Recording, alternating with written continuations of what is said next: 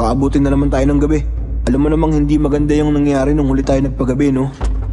Kung hindi nyo mamasamain, napansin ko lang ho kasi na ang laki ng bahay nyo pero wala mga kasambahay. Kailan po ba'y naglilinis dito? Inakala kong ang hotel na tong makakapagpatigil sa inyo. Pero ginawa niyo lang pala tong taguan para makapagbalat kayo. Kwentong Takip Silim. Bago natin simulan ang kwento, please like and share the video. Huwag na din kalimutan mag-subscribe.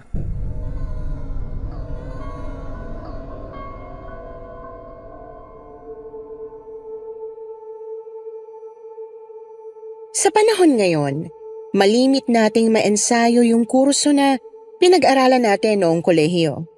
Bukod sa mahigpitang kompetisyon sa Pilipinas, aminin na nating mababa din kasi ang pasahod sa ating bansa. Kaya naman laking pasasalamat ko na nakahanap ako ng isang ahensya na tumanggap sa akin kahit na bagong tapos lang ako ng kolehiyo at dagdag pa doon, mataas ang kanilang pasahod. Magandang araw po sa inyong lahat. Ako nga pala si Dan. 26 anyos na ako ngayon at isa ng ganap na amo sa aking katatayo pa lamang na photography studio. Ang ikukwento ko sa inyo ngayon ay nangyari noong 21 anyos pa lamang ako at kakatapos ko lamang noon ng kolehiyo sa kursong journalism. Sa kurso namin ay pinag-aralan ng halos lahat ng tungkol sa media pero photography ang aking forte kaya yun din ang gusto kong tahakin na landas. Tubong Negros nga pala ako at dito na lumaki. Kaya laking pasasalamat ko nang makahanap ng oportunidad dito sa aming probinsya.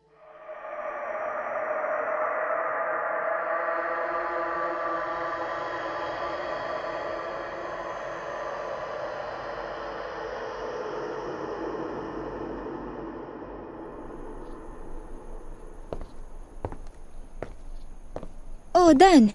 Ang aga mo naman ata ngayon. Magandang umaga po, madam. Iniwasan lang po kasi yung traffic. May ginang maaga kaysa late po. Oo nga naman. Grabe na din ang traffic dito sa ating lugar kasi. O siya, kumain ka na ba? Opo, madam. Sige ho, mag-almusal na ho kayo at ayusin ko lang ang mga gagamitin mamaya. Ang totoo niyan excited din ho ako sa aking unang proyekto ngayong graduate na ako ng kolehiyo. Nako, alam ko yung iyong nararamdaman. Sige, dyan ka na muna at ako ay lalabas para kumain. Ikaw na munang tumao sa shop habang wala pang inatasan kong team mo. Yes, ma'am. Sige ho, kain lang po kayo.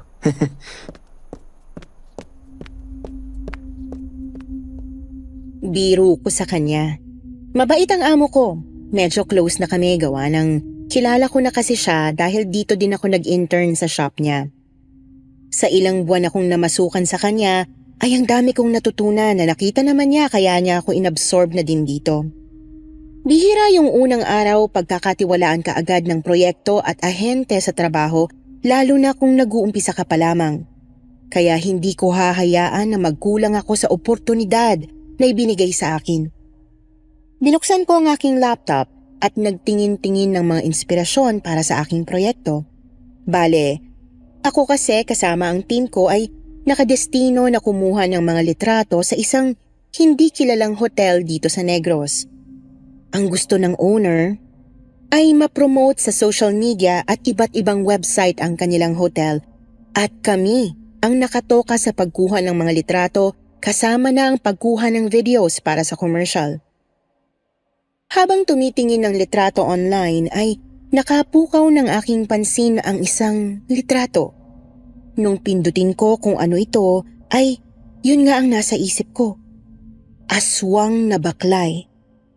Pinakasikat na ata na aswang sa aming lugar yung aswang na baklay. Paano ba naman, ang daming kwentong kumakalat na nakakita daw sila ng ganong klaseng aswang dito. Binasa ko kung ano yung nakasulat sa ibaba at gaya ng inaasahan, taga Negros nga yung nag-post ng litrato. Ayon sa kwento niya ay dati daw siyang empleyado ng isang hindi kilalang hotel. Direk Dan, magandang umaga po. Ay, yatay. Sino ba yan? Ay, pasensya na ho. Magugulatin ka pala, Direk. Bigla ka ba naman kasing lilitaw sa harap ko? O siya. Magandang umaga din. Mukhang busy ka na agad, Direk ah. Ano bang tinitingnan mo dyan? Wala. Aswang na baklay? Oh, bakit gulat na gulat ka dyan? Pamilyar ka din ba sa mga gantong uri ng aswang? Pamilyar na pamilyar. Tandang-tanda ko pa nung bata pa lang ako na makakita ako ng ganyan. Nakakadiri ang pangit nila. Bata ka pa nga nun at naniniwala ka sa ganyang mga kwento-kwento. Handa ka na ba ngayong araw? Siyempre naman. Kailangan ko makatapos ng maayos na makapagtapos na rin sa kolehiyo.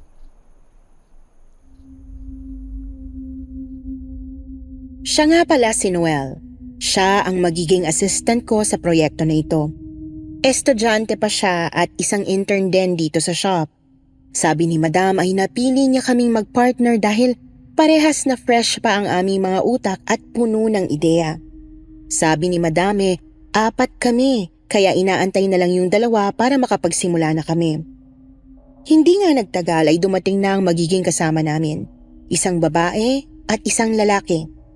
Ayon kay Madam, 1 taon niya ng empleyado ang mga ito kaya huwag mag-alala dahil paniguradong aalalayan nila kami. Ako man ang direktor aminin na nating marami pa din akong kailangang malaman dahil baguhan pa lang ako sa mundong ito. Mga 45 minutes ding biyahe ang aming nilakbay para makapunta dito sa hotel. Nang pagmasdan ko ang hotel sa labas ay agad na naglista ang isip ko ng mga bagay kung bakit hindi masyadong patok sa masa yung lugar. Una masyado itong tagu sa bayan dahil nasa dulo ng lungsod ang pwesto. Marami na kasi kaming hotel na nadaanan bago pa ito. Sunod naman yung kulay. Mukhang kahit nakakabukas pa lang pinaglumaan na ang kulay nito at kailangan na ng makeover tapos... Direk, mukhang inaantay na nila tayo sa loob. May pa-welcome ata sa atin. Sumilip ako sa loob at mukhang tama nga si Noel. May mga nakaabang na tao sa may harapan at kami nga ang inaantay dahil sa abot langit ng ngiti nila sa amin. Nang masigurong nakababa na lahat ng mga gamit ay dumiretso na kami papasok sa loob. Magandang umaga. Magandang umaga sa inyo. Kayo ba ang tinutukoy na team ni Rona na naatasang tutulong na mag-promote sa aming hotel? Magandang umaga din po. Tama po kayo. Kami nga po yun. Ako nga po pala si Dan, ang direktor. Ito naman si Noel, si Lina, tsaka si Carl. Sila po yung magiging katuwang ko sa proyektong to. Ganun ba? Mabuti naman at hindi kayo ganun kadami para matutukan ko kayo isa-isa. Nang sabihin niya yon ay hindi nawawala ang ngiti sa kanyang mga labi at ang tingin niyang malalagkit sa amin. Hindi siya ganoon katanda tingnan pero ayon sa profile na binigay niya sa amin ay 48 years old na siya. Kaya hindi ko alam kung anong ibig sabihin ng mga tingin at ngiti niyang yon. Hinayaan ko na yon, baka ganun lang talaga ang ekspresyon ng mukha niya. Bago ko makalimutan, ako nga pala si June. Chef June. Punong tagapamalakad ako sa kusina at anak ako ng may-ari ng hotel na ito. Uunahan ko na kayo. Hindi nyo madalas na makikita ang aking ama dito sa hotel, kaya wag nyo na siyang tanungin. Ganun pa man, kung may mga nais kayong malaman, ako ang kausapin at tanungin ninyo dahil ako ang bahala dyan. Ganun ho ba? Sige po. Makakaasa po kayo. Maigi kung ganun. O siya, tapos na ang introduksyon at sasamahan ko na kayo sa kusina para maipakita ko sa inyo ang dishes ng aming hotel na kailangan ma-promote nyo na maayos, okay? Masusunod po. O team, tara na. Ops, teka. Ikaw lang sana muna. Bakit kukuhanan nyo na ba ang mga pagkain sa loob ng kusina? Hindi ba magandang ihain na lang namin sa labas? Maganda ho sana kung makakakuha kami ng litrato sa loob habang ginagawa ang mga pagkain. Gawa ng mga pagkain. Kung ganun ang inyong balak, bukas nyo na gawin yung pagkuha sa loob ng kusina. Sa ngayon, ikaw na muna ang sumama sa akin sa loob. Dahil yun ang gusto niya ay sinunod ko na lang din. Punong-puno ng katanungan ang mukha ko kung bakit gusto niyang ako lang ang isama sa loob ng kusina. Lalo lang nadagdagan ang pagtataka ko nang makapasok kami sa loob at walang ibang tao kundi kaming 2 lamang. Nasaan na po yung mga katulong nyo sa loob? Hindi ba nakikita? Nasa labas sila at inihahain ng mga pagkain. Ano ang gagawin natin dito kung ganun? Masyado ka namang maraming tanong. Nagulat na lang ako nang biglang lumapit siya sa akin at hinawakan ang aking braso. Napabalikwas ako sa kanyang ginawa, lalo na nang bigla niyang pisil-pisilin ito. Inilayo ko ang sarili ko sa kanya. Anong ginagawa nyo?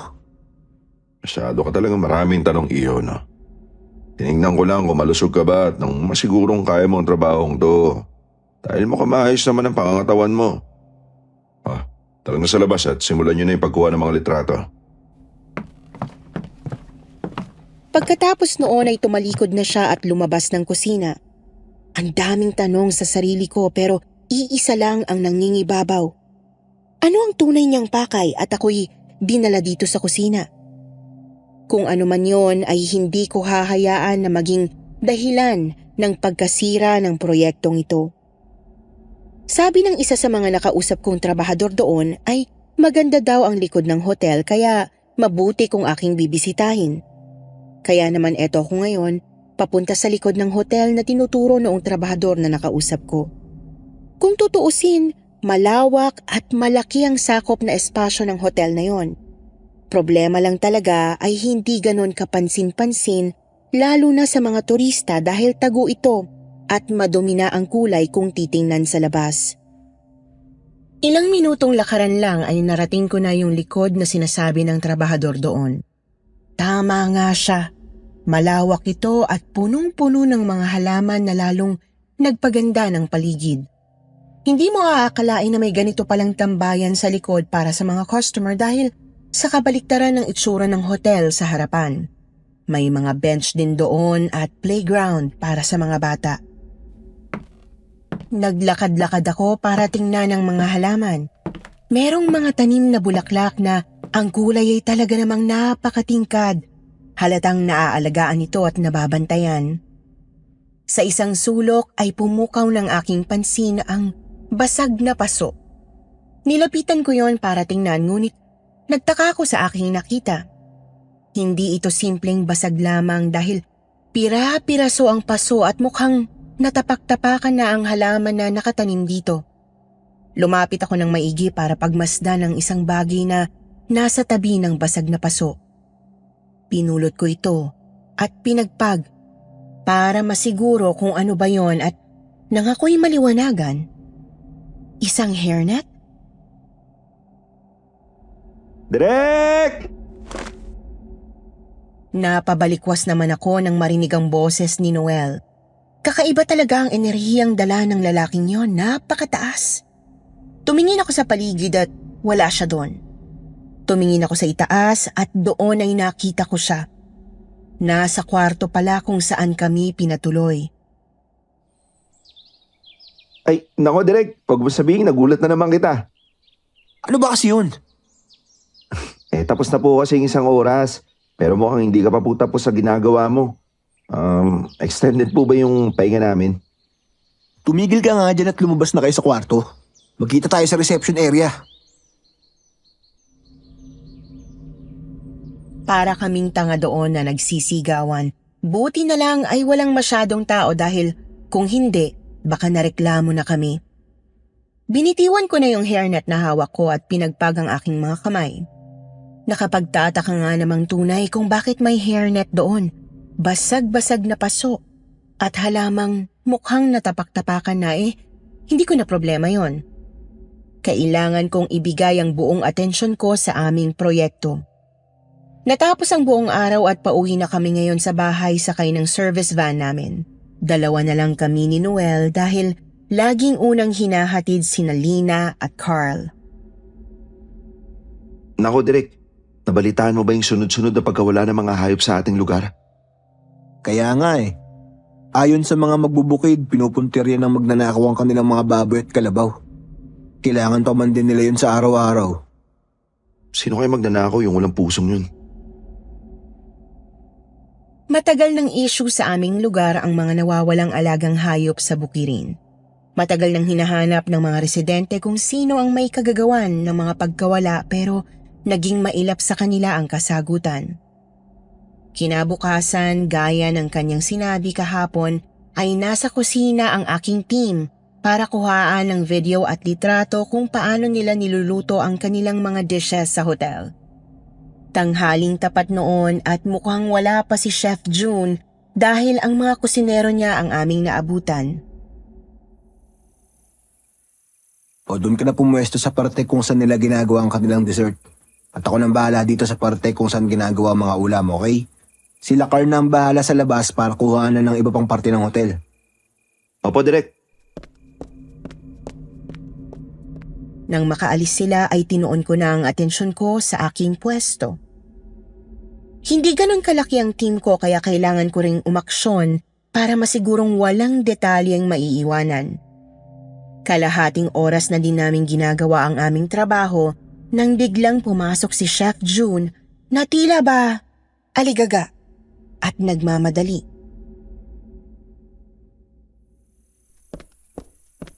O, kumusta na? Maayos ba ang lahat? Nasa na ba kayong parte at ako na magtutuloy? Ayos ba? Ayos pa ba ang lahat? Magandang araw po, Chef. Ayos naman pong lahat. Nakuhaan na po yung mga ingredients. Bali yung mga paghahanda na lang tsaka yung pagluluto na lang po yung kukunan. Ganun ba? O ikaw, umalis ka na dyan at ako na magpapatuloy. Maghintay ka sa gilid at tatawagin kita kapag kailangan ko ng tulong mo. Utos niya doon sa kanina ko pang kasama na kusinero sa loob. Sumunod naman agad yung tao niya at si Chef na nga ang pumalit doon sa kanyang pwesto. Magandang araw po, Chef. Magluto lang po kayo.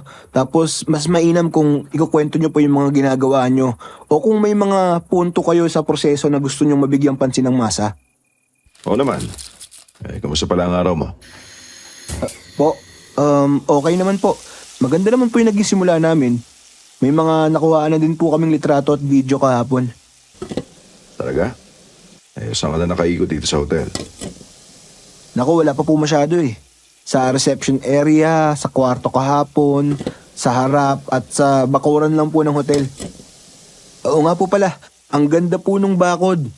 Maganda po na i-highlight po natin yon dahil mukhang isa yun sa magiging asset ng hotel. Maganda talaga yon dahil tambayan ko yun dito sa aming hotel. Madalas ako doon at yun ang aking pahingahan. Ganun po ba? Kung ganun ho, napansin nyo din po ba yung basag na paso doon? Nung bumisita ho kasi ako doon kahapon, may mga basag-basag na paso. Tapos yung halaman parang natapak-tapakan na. Bukod pa po doon, meron ding hairnet. Nakakapagtaka lang kung paano po napunta yun doon. May basag na paso doon? Ernest? Baka naman namamalikmata ka lang, bata. Kaya mo, papatingin ko yun sa aming housekeeping. Naku, hindi po.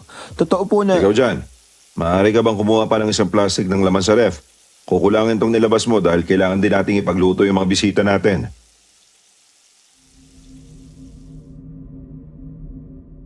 Hindi na niya ako pinansin bagkusay nagpatuloy na lang siya sa kanyang ginagawa. Ako naman ay nagpatuloy na lang din sa pagkuha. Ilang minuto lang ay nandoon na ang laman na kanyang pinakuha doon sa kusinero at inutusan niya itong lumayo muna doon sa kusina. Inilabas niya naman ang plastic at ang mga sumunod na ginawa niya ay hindi ko na maintindihan. Nilamas-lamas niya ang laman na kanyang hawak at madiing pinisil ito. Alam mo ba, kakaiba ang siyang idinudulot sa akin ng laman na ito. Po? Masarap ito kung luto pero hindi mo din maitatanggi ang sarap nito kapag hilaw mong kinain. Nasubukan mo na ba yun? Hindi pa po. Papasubo ko sa iyo yun kung gusto mo. Gusto mo bang hiwain ko ang laman na to at kainin natin parehas? Matagal na din nang muli akong minakasama sa hapag na kumain ng aking mga pagkain. Chef, kailangan na po natin kuhanan yung proseso ng pagluluto. Ganun ba? Bigyan mo ako ng mga 5 minuto. Saglit lang. Nagbagong bigla ang kanyang ekspresyon at tila ba naiihi itong nagmamadaling pumasok sa isang silid kung saan kinukuha ang ingredients. Hindi ko din alam kung bakit pero Maaring dahil dala ng kuryosidad ay sinundan ko siya doon sa silid. Nilapit ko ang aking tenga sa pinto dahil isinara niya yon. Nang ilapit ko ang aking tenga, ay may dinig akong boses na nagbibitaw ng mga katagang hindi ko maintindihan. Nilapit ko pa ang aking tenga para mas maintindihan yon, ngunit napabaliktad naman ako nang buksan niya ang pinto. Chef! Akala ko po kung ano nang nangyari. Kaya po, napusunod ako dito. Tara na at magluluto na ako. Napansin kong hindi niya ako tiningnan sa aking mata nang may pagtataka kung bakit ako nandun, bagkus ay dumiretso na siya agad sa kanyang pwesto. Seryoso ang ekspresyon ng kanyang mukha. Malayo sa itsura niya kanina nang mahawakan ng laman na dala kanina ng kanyang kusinero. Anong oras na at nandito pa din kami sa hotel? Kumukuha ng ilang mga litrato. Ginabi na kami dahil sa kailangan naming makuhaan ang itsura ng hotel kapag gabi. Pangatlong araw na namin ito at 3 araw na lang ay tapos na kami. Direk! Tapos na po kami kumuha ng mga litrato sa labas. Bakit ka ba sumisigaw dyan? Nakakaya sa mga customer, oh. Si Direk talaga. Kala mo naman, kay daming customer. Shh! Marinig ka ng may-ari. Ano ka ba? Ano yun? Ano yung hindi ko dapat marinig? Wala po. Nga po pala, magliligpit na lang po kami ng gamit. Kasi tapos na rin po kami sa araw na to. Ganun ba? Kung ganun, yatid ko na kayo palabas ng hotel. Meron ba kayo sasakyan dala? Opo, may service naman po kami. Huwag niyo na din po kaming ihatid sa labas. Kaya na po namin to. Salamat po. Sa totoo lang, naging mailap ako kay Chef June simula kahapon matapos kong makita yung mga inakto niya. Iba yung kaba at takot na naramdaman ko sa kanya noon. Sigurado ba kayo dyan? Kung ganun, sige mauna na kayo at mag-iingat ha. Ako'y babalik na sa loob. Teka lang po, Chef. Oh, bakit? Yung tungkol po dun sa araw kung kailan po namin pwede ma-interview yung tatay nyo. Para po sana makuha namin yung storya niya kung paano niya naisip na magsimula ng hotel. Yun ba? Huwag kang mag-alala. Sasabihin ko sa kanya yan. Marami lang talaga siyang ginagawa ngayon. Ano bang numero mo para matawagan kita kung sakaling may araw na? Medyo nag-aalangan siya sa sagot niya sa akin. Mukhang hindi niya pa nga nakakausap yung kanyang tatay na may-ari ng hotel. Kaya alangan din akong ibigay ang numero ko kasi hindi talaga magaan ang pakiramdam ko sa kanya. Bahala na.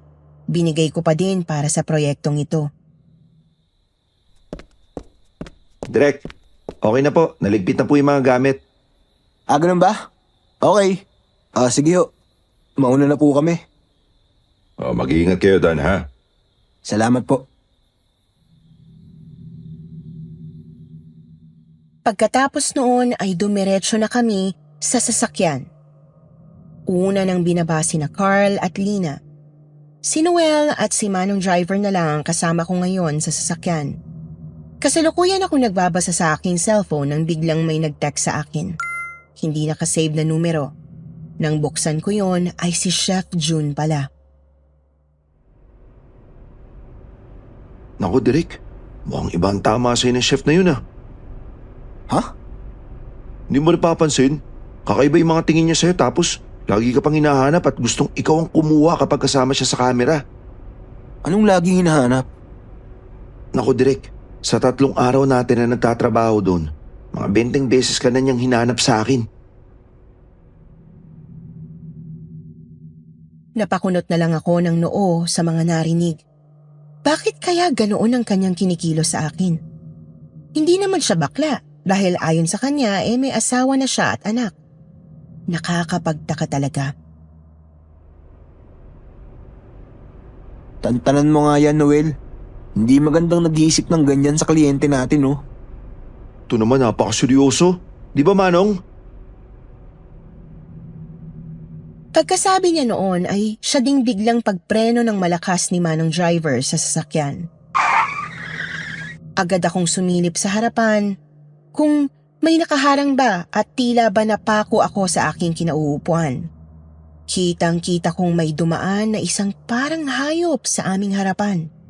May balat ito na parang tao. Nakayuko ang mga likod na parang kuba at tila ba wala pang tulog sa pula ng kanyang mga mata. Hinding-hindi ko malilimutan ang segundong yon dahil nagtama ang aming mga paningin. Malinaw sa akin ang aking nakita dahil sa liwanag na dala ng aming sasakyan. Wala pa sa 10 segundo ay agad siyang tumakbo palayo sa harapan ng aming sasakyan. Hinabol ko siya ng tingin pero parang isang hangin ay agad siyang nawala at nagtago sa mga damuhan. Nasa daan kasi kami kung saan puno ng mga halaman at puno, pati mga damo na nakapaligid sa amin. Putak yatay. Aray Manong, ano ba nangyari? Pasensya na ho, sir. Mukhang may hayop na dumaan kanina at naliligaw. Hindi nyo nakita? Ha? Ang ano, Direk? May aswang na baklay. Ano? Direk, huwag ka magbiro ng ganyan. Alam mo, takot ako sa mga ganyan eh. Hindi, seryoso ako. Kitang-kita ng 2 mata ko. Habang kinikilabutan pa din sa mga nangyari ay agad namang nag-ring ang aking cellphone. Nasa kamay ko pa rin ito na kasalukuyang nanginginig. Tiningnan ko kung sino yon at yon ay si Chef June. Hindi ko alam kung bakit pero meron sa sarili ko na nagsasabing sagutin ko yon kahit na alam kong wala ako sa wisyo. Hello? Nilapit ko ang aking cellphone sa aking tenga at dinig na dinig ko ang malalakas na hinga sa kabilang linya. Para bang pagod na pagod ito at hingal na hingal. Hello? Bukas ng gabi sa bahay. I-interview. Matapos noon ay binaba niya na ang tawag. Napatulala na lang ako at hindi pa din mawala ang takot sa aking katawan. Sa hindi malamang dahilan ay mas lalo lang akong kinabahan at nagtaasan ang aking mga balahibo nang marinig ko ang boses ni Chef June. Malalim yon at tila ba nananakot sa kanyang boses. Idagdag mo pa ang lakas ng hingal niya sa kabilang linya. Sir Dan, ayoko sana sabihin pero yan ang isang tinitingnan dahilan ng mga magbubukid sa ating lugar. Kung bakit sunod-sunod ang pagkawala ng mga hayop sa bukirin. Ayon ho sa kanila, hayop na buhay ang paboritong pagkain ng mga aswang na baklay. Sa sinabing yon ni Manong Driver ay lalo lang nadagdagan ng namumuong kababalaghan sa aking isipan. Katulad yon ang nakita ko noong nakaraang araw online. Bukod doon, bakit kaya bigla na lamang napapayag ang tatay ni Chef June samantalang kanina lang ay sabi niyang busy ito? At kinabukasan agad? Kagaya ng napag-usapan ay nandito kami ngayon sa bahay nila Chef June. Si Noel lang ang kasama ko dahil kaya na namin itong 2. 8:00 na ng gabi pero kanina pa kami dito sa bahay nilang mga 5:00.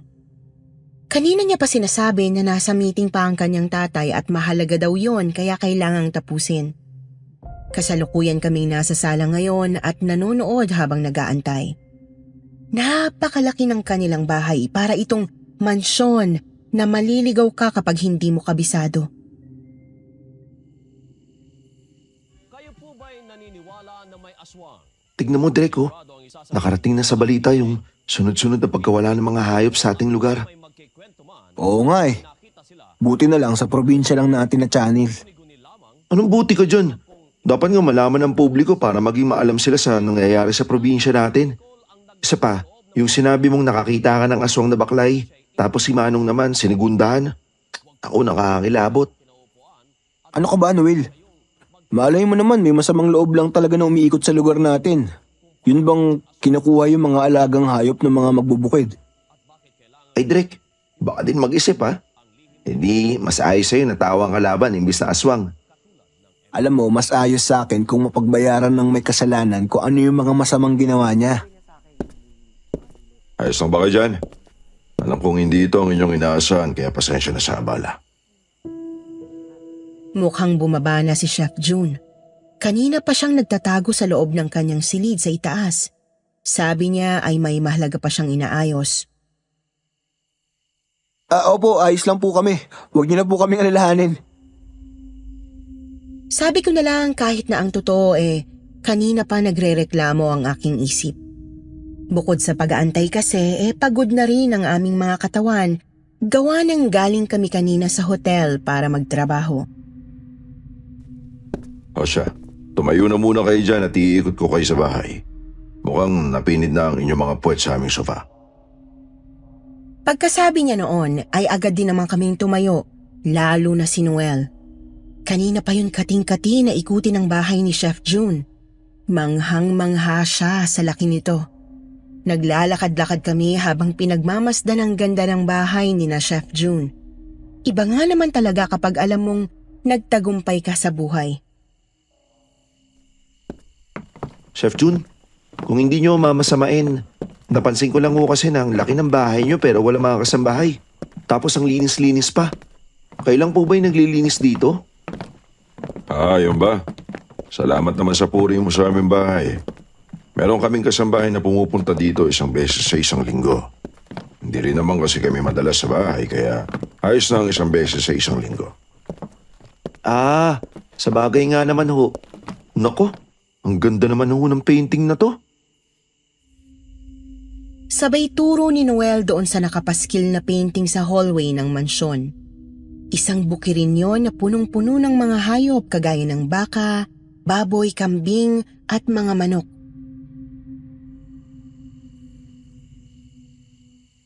Alam nyo, may naaalala ako sa painting na to, Chef Jun eh. Nabalitaan nyo na po ba yung sunod-sunod na pangyayari sa ating lugar? Anong pangyayari yun? Yung pagkawala po ng mga alagang hayop na mga magbubukid. Kawawa naman ho sila, no? Samantalang, yun na nga lang yung pangunahin nilang pinagkakakitaan. Yun ba? Oo nga eh. Chef, oo nga pala. Tungkol po dun sa kagabi. Kagabi. Nung tumawag ho kayo, kasi pansin ko po hingal na hingal kayo sa kabilang linya. May nangyari po ba nun? Dahil bumabagabag siya sa aking isipan kagabi pa, ay naglakas loob na akong tanungin yon sa kanya. Yun ba? Naku, natakot ba kita? Sabi niya na tila ba hindi natural ang kanyang reaksyon. Sa aking isipan ay mukhang may tinatago siya. Nako, hindi naman po. Nag-exercise lang ako kagabi nang makatanggap ako ng tawag mula sa sekretary ni Papa. Kaya tinawagan kita agad pagkababa ng telepono. Kaya po pala. Bakit naman po? Sandali lang, babalik ako. Sa isang kisap mata ay nawala sa harapan namin si Chef June at doon ay tumakbo siya papasok sa isang kwarto na aming nadaanan nang nakatakip ang kanyang dalawang kamay sa kanyang mukha. Buong pagtataka naman kaming mga naiwan doon sa kanyang ginawa dahil sa bigla niyang pagsigaw at pagtakbo palayo sa amin. Ayos na kaya si Master Jun? Mukhang hindi maganda yung kanyang pakiramdam, Direk. Master Jun? Anong Master Jun? Naku, sa laki ng bahay nila, Direk. Master ang tawag dapat sa kanya. Uy Noel, tumigil ka nga dyan. Bumalik na lang tayo sa baba at doon tayo magantay. Mukhang hindi nga maganda yung nangyari kay Chef. Ano ba yan? Gusto ko pa sana makita yung kwarto niya. Tigilan mo na nga yan. Tara na. Habang pabalik kami sa sala ay hindi pa din mapigil ang mata ni Noel na pagmasdan ng paligid ng bahay na sa hindi malamang dahilan, ako din naman. Sa totoo lang, yung interior design kasi ng bahay ni Chef June ay isa din sa mga ideal kong design sa bahay. O Direk, tingnan mo. Family picture. Mukhang ito yung asawa ni Chef Jun tsaka yung anak niya, oh. Family picture? Lumapit ako sa kanya. Isa ring nakapagtataka sa bahay na ito, puro painting ang nakapaskil sa bahay at wala man lang litrato ng kanyang papa o kahit man lang ni Chef June. Kaya agad na lang ako napalapit kay Noel para malaman kung ano man lang ang itsura ng pamilyang nakatira sa mansyon na ito.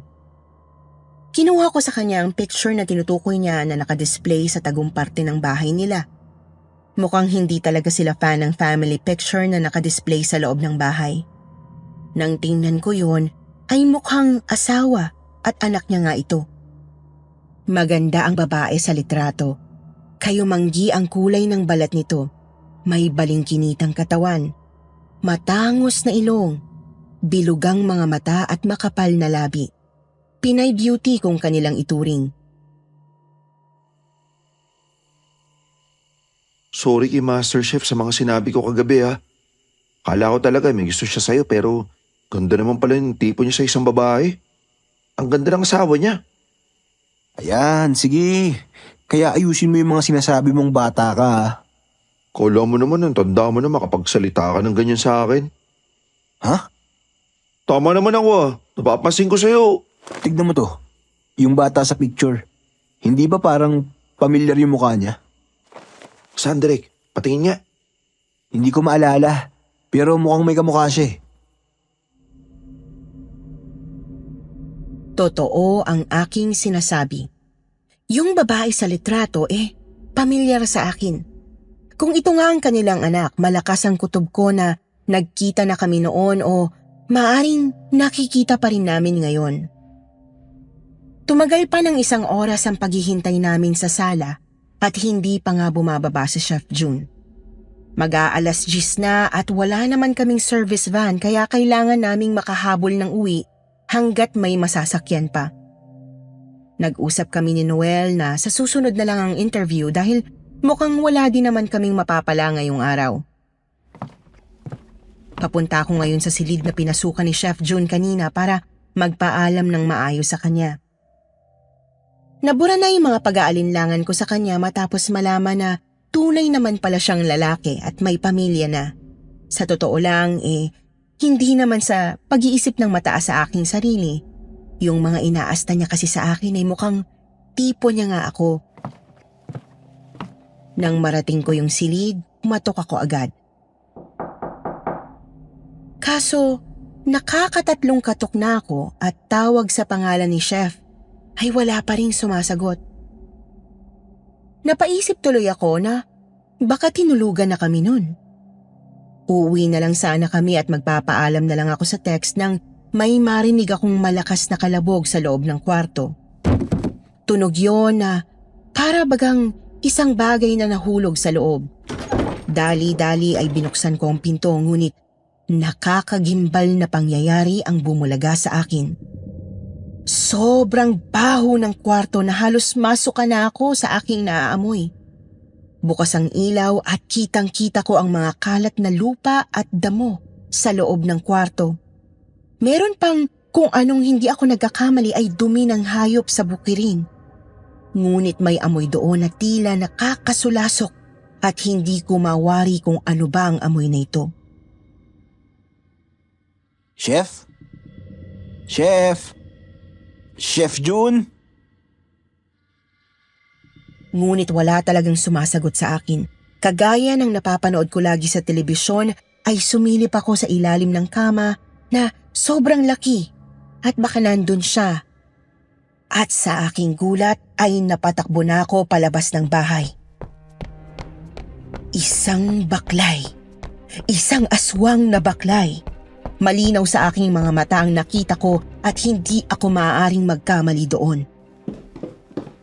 Derek! Derek! Saan pupunta?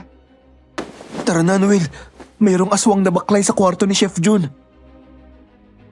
Pagkasabi ko noon ay siya ring karipas niya ng takbo at dali-dali nga kaming lumabas papalayo ng bahay na yon. Matapos ang nangyari kagabi ay nilagnat ako ng pagkataas-taas maging si Noel dahil doon ay 3 araw na natigil ang aming trabaho. Mabuti na lang at mabait si Madam at naintindihan niya ang sitwasyon namin. Nang tanungin ko siya kung ayos lang ba yun kay Chef June, ang sabi nito ay wala rin daw problema. Tandang-tanda ko pa ang mga kababalaghang nangyari sa akin noong gabing yon, Hindi ko malilimutan ang dalawang mga matang tumama sa aking paningin na alam kong isang aswang na baklay. Yun din ang aswang na nakita ko noong pauwi kami galing sa hotel. Malinaw din sa akin na hindi yon si Chef June, ngunit ang ipinagtataka ko ay kung bakit nandoon siya sa bahay ni Chef June. Yun ang nais kong itanong sa kanya at gusto kong malaman ang mga kasagutan kapag malakas na ako at kaya ko na siyang harapin. Huling araw na ng pahinga ko ngayon at bukas ay balik trabaho na ulit kami kahit na linggo. Ayos lang. Naging sagabal din kasi yung biglang pagtama ng lagnat sa amin ni Noel. Sa kasalukuyan ay kausap ko si Noel sa telepono at ito ang madalas naming ginagawa sa mga nakalipas na araw.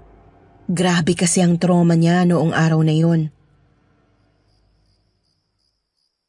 Oh, ayos ka na ba? Sigurado kang kaya mo nang pumasok bukas. Oo naman, Direk. Hindi ko ba naman kasi alam kung bakit pati ako nilagnat eh. Ikaw lang naman yung nakakita doon sa aswang na baklay. Pero huwag kang mag-alala, Direk. Naniniwala ako sa'yo. Kitang-kita ko kaya yung takot mo papalayo sa bahay nung lumabas ka galing sa kwarto. Aba, nakuha mo pang mga asar ah. Ikaw nga dyan, kung makakaripas ka ng takbo, akala mo ipis na nilagyan ng baygon. Pero Direk, pwede biro ha. Ano nang balak mo ngayon? Kakausapin mo ba si Chef June ukol doon? Siyempre naman, malay ba natin kung mamaya ay kailangan niya pala ng tulong. Tapos, hindi niya lang magawang makahingi dahil sa takot sa aswang. Ha? Yun ang iniisip mo? Bakit? Huwag mong sabihin, Ang sa akin kasi, paano kung siya pala yung aswang na baklay? Di ba sabi ko sa'yo, ang mga aswang na baklay, kayang-kaya na magkatawan tao at magpanggap na para bang tao. Daan nila yon para makuha ang loob ng marami at hindi sila paginalaan. Tapos pagsapit ng dilim, doon na sila magaan yung baklay at saka iisa-isay nila yung mga hayop at kakainin ng buhay. kalma ka lang Noel. Sa 3 araw kitang kausap, halos nakatatak na yan sa isip ko. Huwag ka mag-alala. Mas maigi na sigurong tanungin ko si Chef Jun nang malaman natin yung nangyaring kababalagan sa bahay nila. Pero kung siya yung aswang, parang malabo. Iba kasi yung itsura ng nakita ko sa ilalim ng kama niya. Sige Direk, kung yan ang inuha mo pero ang tanongin siya mismo. Ito naman si Direk. Para ka nagpapaamin ng mga magnanakaw na nagnakaw nga sila. Hinayaan ko na lamang siya. Tama naman kasi. Sino ba naman ako para umamin sa akin si Chef June tungkol sa nakita ko sa bahay niya? Pero bahala na. Wala namang masama kung susubukan. Pero alam mo Direk, nasa isip ko pa din na sana mauli na yung aswang na baklay. Dahil sigurado ako na siya yung dahilan kung bakit nag-iinagpis pati ang mga magbubukid natin dito sa Negros. Hindi ko alam kung sino yung pamilya at hanap buhay yung gigimbalain pa nila para lang mamuhay sila ng maayos. Sinabi mo pa, kawawa naman yung mga pamilyang napinsala yung hanap buhay nila dahil nawala ng mga alagang hayop dahil sa aswang na yun. Kinabukasan, para ba akong uminom ng 10 energy drink at nararamdaman ko ang sobrang taas ng aking energy.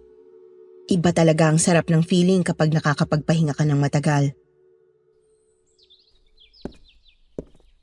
Magandang umaga, madam. Oh, Dan! Mabuti naman at buhay ka na. Hindi ko natatanungin kung kumusta na ang lagay mo dahil sa lawak ng ngiti mo mukhang ayos na ayos ka na nga. Magandang umaga Madam at Direk! Ay, giatay! Noel, ano ka ba? Ayan ka na naman sa boses mong pagkalakas-lakas. Kala mo naman hindi siya ganun tuwing nag-uutos. Anong sinabi mo? Madam oh, Tama na nga yan kayong dalawa. O siya, kagaya ng sinabi ko sa inyo, kayong dalawa lang ngayong araw dahil sila Carl at Lina ang pinatao ko sa store ng 3 araw. Siguraduhin yung doble ang sipag nyo ngayon at masyado pang matagal ang proseso ng editing sa mga kuha nyo. Yes, ma'am. Papasok kami sa loob ng van nang maalala ko ang isa sa mga agenda ko ngayong araw. Kailangan kong makausap si Chef June ano't ano pa man ang mangyari at kahahantungan ng mga malalaman ko mula sa kanya. Sa kasamaang palad, patapos na kami ngayong araw at hindi pa din namin siya nakikita.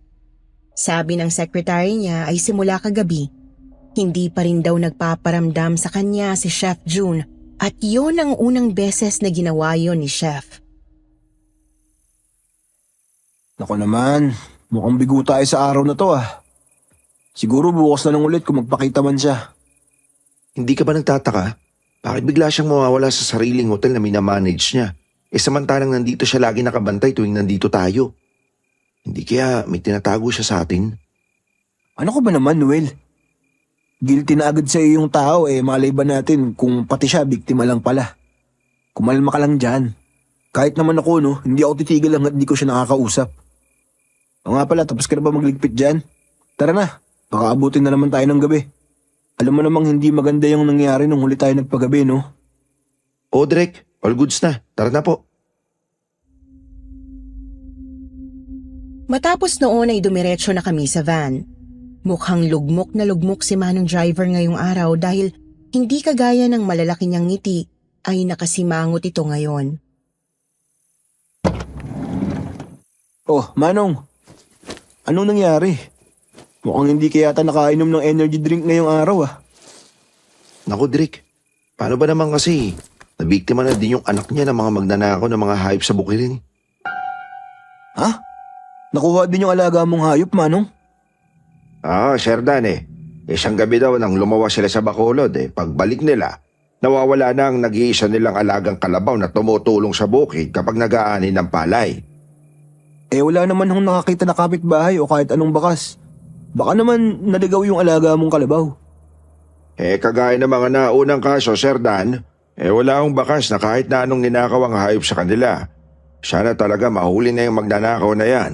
At kung totoo nga ang aswang na baklay ang salarin sa mga nangyayaring ito, sana mapatay na siya dahil sa salot lang yan sa ating bayan. Dama ko ang inis at galit kay Manong driver. Noong narinig kong sinabi niyang baka aswang na baklay ang isa sa mga salarin, agad kong naisip si Chef June. Kailangan ko siyang kausapin. Ang totoo niyan kanina ko pa iniisip kung ite-text ko ba si Chef June o hindi. Pero nang makapagdesisyon naman ako na ite-text ko siya, hindi ko naman mahagilap ang cellphone ko. Noel, hindi mo ba napansin yung cellphone ko? Hindi direct. Huwag mo sabihin na nawala mo. Hindi naman Kasi ang alam ko, nasa bulsa ko lang yun. Tapos pumasok ako ng CR para... Ay, yatay! Naiwan ko yata sa lababo ng CR. Teka, tawagan ko direct baka maya-maya na misplace mo lang sa bag mo Sige, salamat. Nang tawagan ni Noel ang cellphone ko nagre-ring naman ito. Kaso nga lang, wala talaga siya sa mga gamit ko. Wala akong choice kung hindi bumaba ng van at hinayaan ko na lamang si Manong driver na ihatid si Noel. Kapag bumalik pa kasi kami ay aabutan na kami ng traffic at imbis na makauwi ay baka madamay ko pa sila sa katangahan ko. Pagdating ko sa hotel ay agad akong dumiretso sa banyo sa may kusina. Doon kasi ako naabutan nung kumukuha ng mga litrato. Pero nakapagtataka lamang at walang tao sa loob. Dapat ganitong oras ay busy ang kusina pero mukhang wala talagang customer at halos lahat ng kusinero ay nasa labas at nagkukwentuhan. Iba talaga kapag wala ang boss. Nakuha ko na ang cellphone ko at palabas na sana ako nang may nakakuha ng aking atensyon. Yung silid kung saan pumasok si Chef June noong umakto siyang tila hayok sa laman ng karne. Teka lang, bakit ngayon ko lang naisip yon? Hindi ba isang indikasyon ang kinikilos niya noong araw na yon na baka may kinalaman nga siya sa aswang na baklay na nakita namin sa kanyang bahay? Dala ng kuryosidad ay dahan-dahan akong pumunta sa silid na yon. Tumingin ako sa paligid at mukhang busy pa ang lahat sa labas kaya naman ay pinasok ko na ang silid. Sinindi ko ang ilaw at mukhang marami lang talagang bumabagabag sa aking isipan dahil wala namang kung ano doon. Paalis na sana ako nang magulat ako sa kalabog ng isang nahulog na plastik ng karne.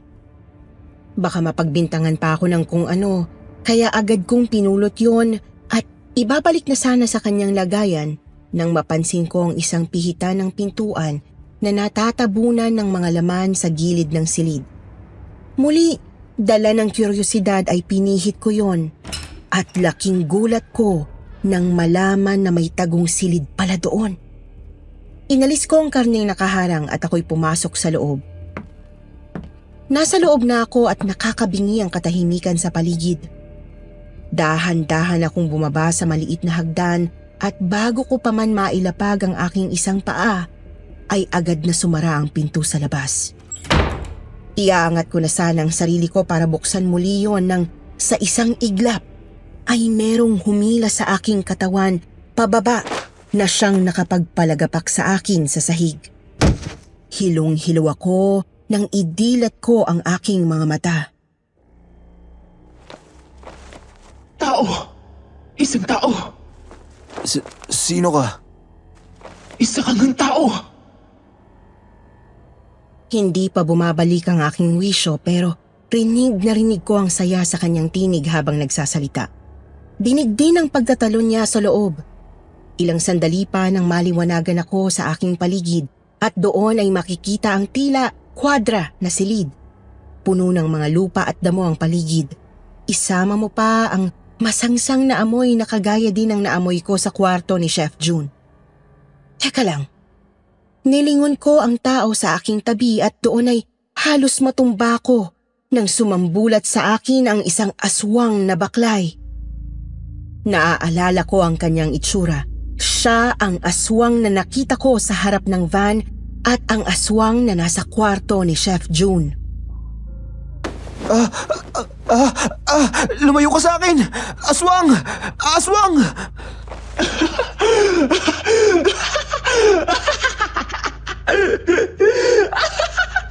Tulong!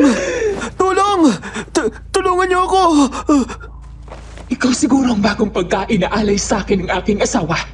Tama ba? Pero hindi ako nakain ng tao. Hayop ang gusto ko.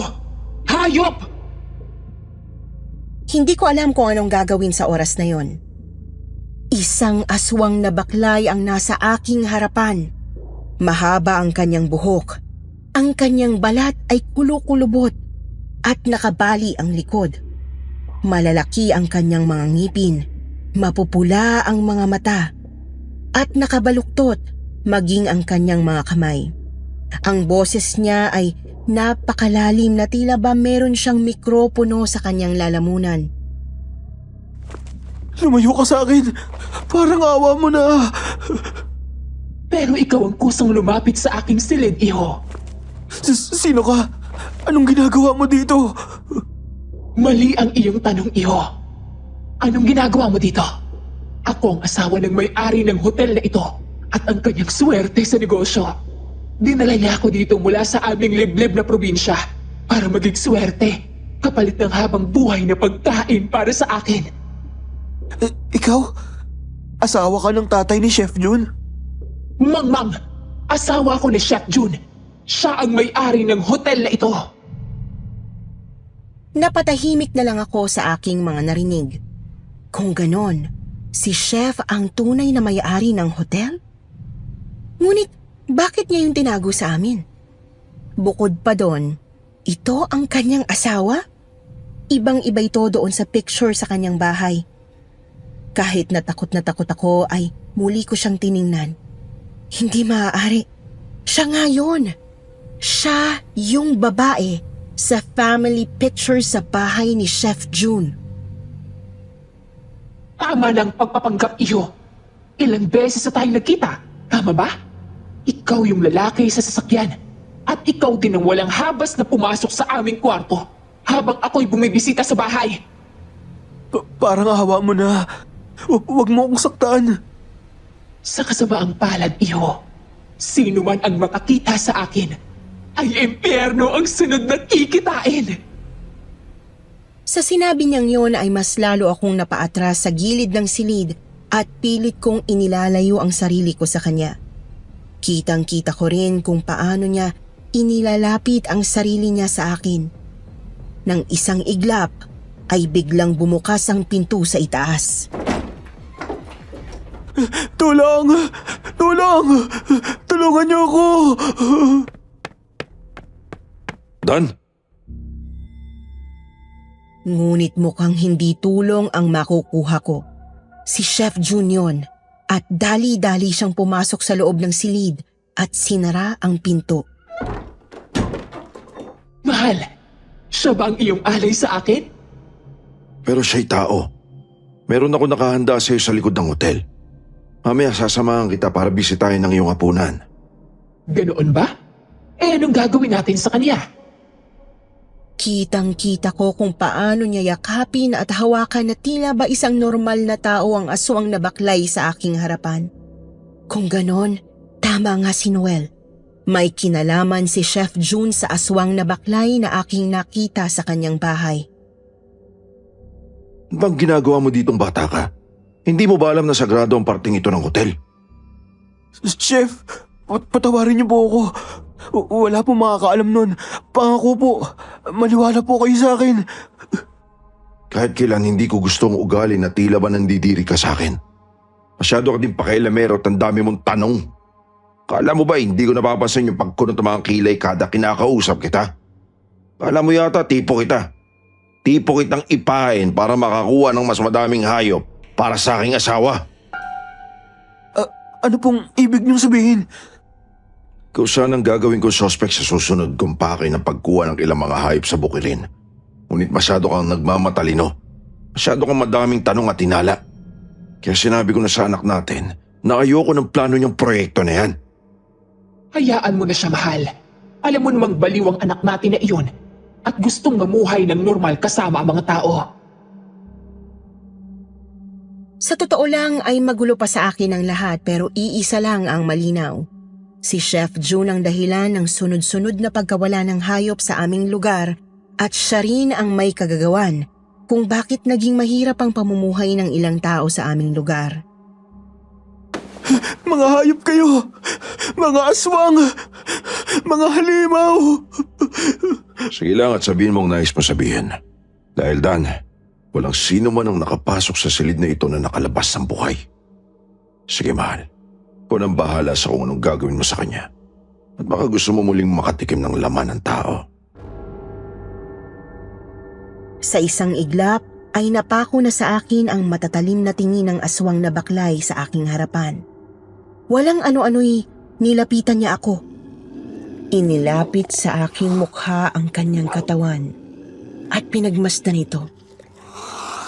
Hinawakan niya ang aking balat, hinaplos-haplos at nang ibukan niya ang kanyang bibig, kinuha ko ang aking lakas para itulak siya palayo. Ang sunod na nangyari ang siyang nagpagulat sa akin ng lubos.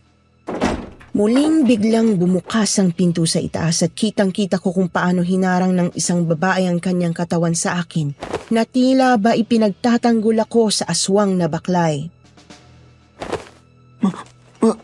Madam Rona! Ang baliw mong anak! Sinabi ko naman na sa inyo na itigil nyo ng kahayupang ginagawa nyo! Mag-iingat ka sa iyong sinasabi dahil kami ang mga magulang mo, Rona. Saka din kagaya ng iyong ina. Isa kang aswang na baklay. Hindi na yata kinaya ng aking katawan ng mga nangyayari at sumuko na ang aking tuhod. Napakapit ako sa isa sa mga kahoy doon. Kung ganon, siya ang anak na tinutukoy ng dalawang hayop na ito. Bukod doon, ibig sabihin ay siya ang bata sa litrato sa kanilang bahay. Kaya naman pala pamilyar sa amin ni Noel ang kanyang mukha. Lumayo kayo sa batang to! Hindi nyo alam kung ilang pamilya nang sinira nyo dahil sa kahayupang ginagawa nyo sa lugar natin! Ilang taon na akong nagtitimpi! Inakala kong ang hotel na to makakapagpatigil sa inyo at makakapagpabago ng inyong atensyon. Pero ginawa nyo lang pala tong taguan para makapagbalat kayo. Ano ba ang pinagsasabi mo? At sino ka para diktahan kami? Ilayo mo ang sarili mo kung ayaw mong pati ikaw madamay. At anong gagawin ninyo? Kakainin nyo din ako ng buhay? Kung kinakailangan! Walang ano-ano ay sinugod ng asawang aswang ni Chef si Madam Rona at labis ang aking pagkagulat sa mga nasaksihan. Kagaya ng kanyang ina, si Madam Rona ay unti-unting nagpalit ng anyo at naging isang aswang na baklay. Kitang-kita ng aking dalawang mata kung paano siya nagbago.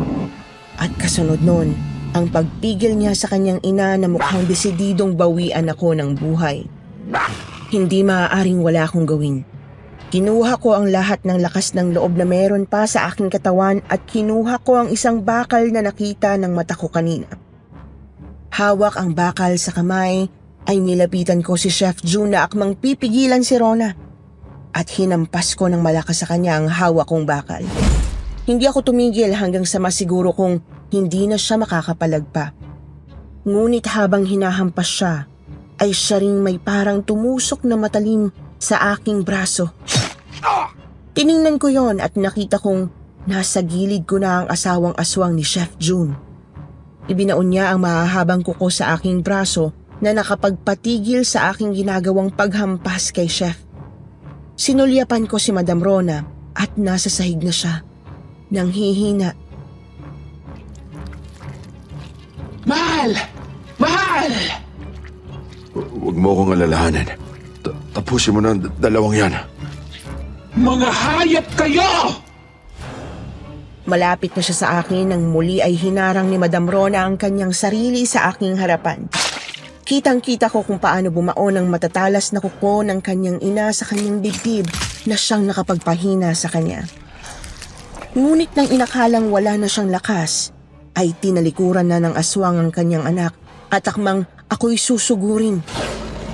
Sa isang iglap, lumabas sa kanyang mga bibig ang kuko ni Madam Rona.